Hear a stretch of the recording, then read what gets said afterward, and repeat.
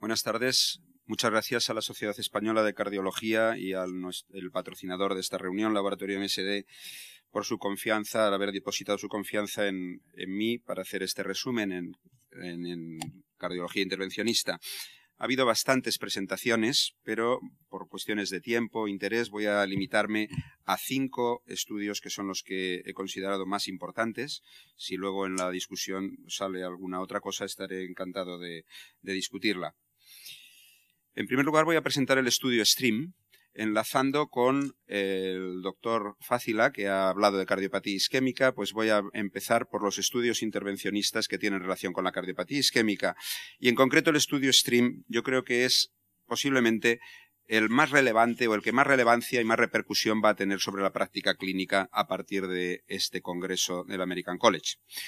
El estudio compara una estrategia fármaco-invasiva compuesta por fibrinolisis precoz, seguida de angiografía entre las 6 y las 24 horas o angioplastia de rescate más precozmente en caso de no haber signos de reperfusión, comparado con la angioplastia primaria rutinaria en pacientes con infarto con elevación del ST.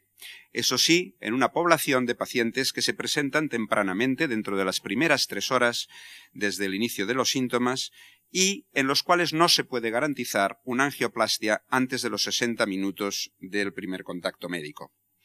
En este tipo de pacientes, en esta población es en la que se ha desarrollado el estudio y no se puede sacar de ella.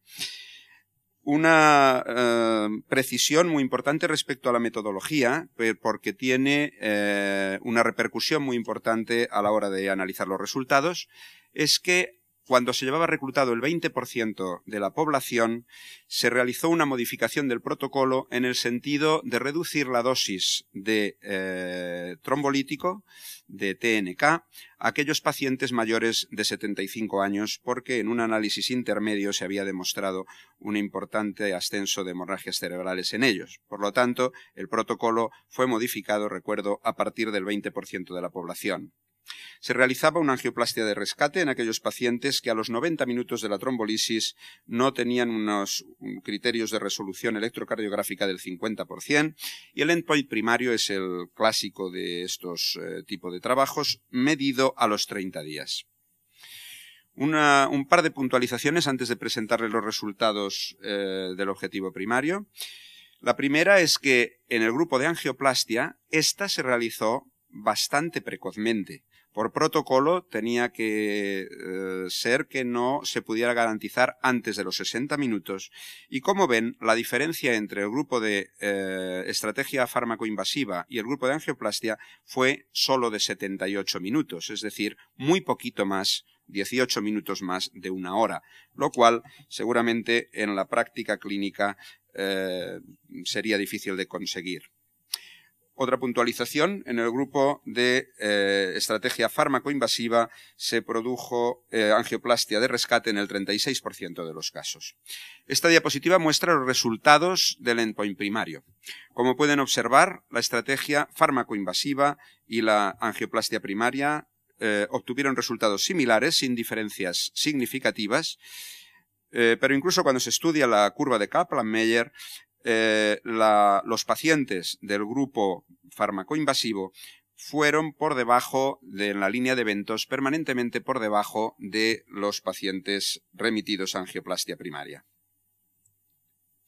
Respecto a las complicaciones, cabe resaltar, como insinuaba al principio, que las hemorragias cerebrales eran superiores al principio del estudio, hasta que en ese punto intermedio, una vez reclutado el 20% de la muestra, se cambió el protocolo, se redujo la dosis de TNK en los pacientes mayores de 75 años y a partir de ese momento las hemorragias cerebrales dejaron de ser un problema.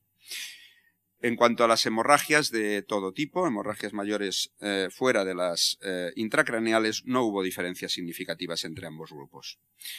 Esta diapositiva del análisis de subgrupos muestra aquí en la parte de abajo cómo el primer 20% de la muestra mostraba una clara tendencia a que los resultados globales del estudio eran favorables a la angioplastia primaria, mientras que una vez hecha la modificación del tratamiento de TNK, la tendencia fue completamente contraria, siendo francamente tendente a beneficiar al grupo de estrategia fármaco-invasiva.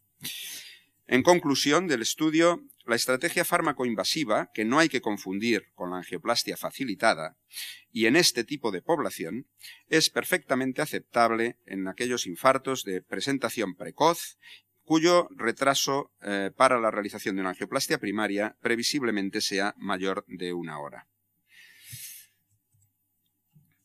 El segundo estudio, también en relación con la cardiopatía isquémica, que les quiero presentar, es el estudio Champion Phoenix, en el cual se ha vuelto a valorar el cangrelor en el contexto del intervencionismo. Como saben, el cangrelor es un potente antagonista del receptor plaquetario del ADP y además con una acción potente, rápida y reversible. Es, por lo tanto, un fármaco que podría ser muy adecuado para situaciones en las que se prevea que el paciente va a requerir una cirugía urgente después del cateterismo, pacientes con problemas de absorción gastrointestinal, pacientes intubados, con vómitos, etcétera, etcétera. El objetivo fue comparar la dosis de cangrelor en forma de perfusión bolus y perfusión endovenosa entre 2 y 4 horas con la dosis estándar de clopidogrel. Los pacientes tenían que no estar recibiendo tratamiento con ningún inhibidor del receptor plaquetario 2PY12 ni antagonistas de la glicoproteína 2B3A. El criterio primario de valoración incluyó la mortalidad, infarto, revascularización guiada por isquemia y trombosis del stent a las 48 horas y el criterio de seguridad se midió mediante los criterios gusto también a las 48 horas. Esta diapositiva resume los resultados del endpoint primario, como pueden ver en verde. El grupo de cangrelor sufrió menos eventos, significativamente menos eventos que el grupo de clopidogrel, con una P estadísticamente significativa, y esta reducción fue a expensas de la reducción de la trombosis del stent y del infarto de miocardio. No hubo diferencias significativas en cuanto a las hemorragias tipo gusto. Quiero recordar que, aunque no era un objetivo primario del estudio, los resultados favorables al grupo de cangrelor se mantuvieron al cabo de 30 días. En conclusión, del estudio Champion Phoenix demuestra que en pacientes sometidos a angioplastia coronaria de cualquier tipo, pacientes estables e inestables, con síndromes coronarios agudos, cangrelor redujo los eventos del objetivo primario del estudio, así como la trombosis del stent, que era un objetivo aislado secundario, a las 48 horas, sin complicaciones, sin aumento de las complicaciones hemorrágicas mayores o de las transfusiones. Dentro de la cardiopatía isquémica, les quiero presentar un estudio muy técnico, que es el estudio DECA-CRASH, o doble kissing crash 3, que es un estudio que versa sobre la dilatación de lesiones distales del tronco común bifurcadas y en pacientes no protegidos, es decir, sin un bypass en la descendente anterior. La finalidad del estudio, el objetivo es comparar dos técnicas, la del doble kissing versus la técnica de Culot, y el criterio de valoración fue el análisis de los MACE al cabo de un año. El motivo de presentarles este estudio no es tanto decirles que el resultado fue favorable a la técnica del doble kissing, como muestra la diapositiva en la primera columna. Los pacientes que se revascularizaron con doble kissing tuvieron menos eventos en general, menos revascularización de la lesión responsable y del vaso responsable. No es tanto, como digo, presentarles el resultado entre las dos técnicas, sino remarcar, como muestro aquí en la diapositiva, que la mortalidad en este estudio de algo tan complejo como es la dilatación del tronco común distal bifurcado en pacientes no protegidos, la mortalidad al año fue del 1%. Desgraciadamente, en este estudio era muy técnico de hemodinámica, de intervencionismo, no hay un grupo de cirugía para poder comparar y ver si la cirugía en este tipo de pacientes hubiera obtenido también estos resultados de mortalidad al año. Dejando la cardiopatía isquémica, voy a presentar dos estudios sobre las endoprótesis aórticas. El primero de ellos es el seguimiento a 3 años del estudio PARTNER, la cohorte B, es decir, aquellos pacientes que eran operables y que fueron aleatorizados hace años a recibir una endoprótesis vía percutánea o cirugía cardíaca. Los resultados de este estudio a 1 año y 2 años ya eran conocidos y ahora en el American College se han presentado los resultados a 3 años. Como pueden observar en la gráfica de la izquierda, la mortalidad a los 3 años es idéntica en ambos grupos de pacientes, los operados y los sometidos a la endoprótesis percutánea. Hubo en el primer año una tendencia a la mayor mortalidad de los pacientes operados, pero a partir del año las curvas se van igualando. En cualquier caso, quiero remarcar que en el primer año la mortalidad de estos pacientes es de 1/4 parte exactamente, y a los 3 años casi la mitad de ellos han fallecido. En cuanto a otros resultados de este estudio, no hubo diferencias significativas en otro tipo de eventos, AVC, muerte más AVC, endocarditis, y muy importante es el seguimiento ecocardiográfico de este tipo de válvulas. Al cabo de 3 años no hay diferencias en el área valvular ni en el gradiente transvalvular medido por ecocardiograma entre las válvulas quirúrgicas y las válvulas percutáneas. Eso sí, ya es conocido desde el principio que las válvulas percutáneas tienen una mayor incidencia de insuficiencia aórtica.